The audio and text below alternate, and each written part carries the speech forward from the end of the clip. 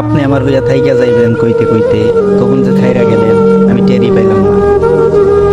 এই একখান ভুল ধারণা লইয়া আমি কতগুলা দিন মাস বছর আপনার লগে কাটাই ফেলছি কোন। এই কঠিন দুনিয়ার বাস্তবতার মঞ্চে আপনি একজন পাক্কা অভিনেত্রী। আপনি এমন অভিনয় করলেন আমি ধরাই নিছিলাম আপনি আমারে ভালোবাসেন। আপনি আমার জীবনে আসার আগে আমি জানতাম না ভালোবাসা দেখতে কেমন, সাদা কালা নাকি খয়েরি। তাই আপনার পাওনের পর আমি এইটা বুঝছি ভালোবাসা দেখা না গেলে উপলব্ধি করা যায়।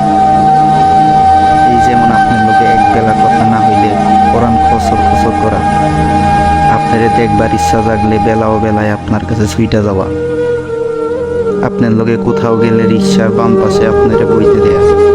ভালোবাসা তো এইগুলা, তাই না? আপনিও তো আমারে কম যত্ন করেন নাই।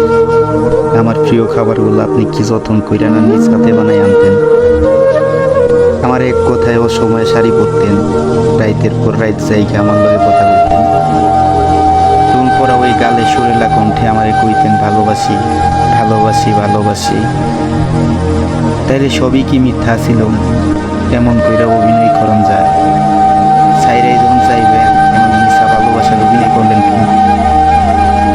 কেন আমার এমন ভাঙ্গা চিরা ভালোবাসলেন আপনি? কি দোষ ছিল আমার?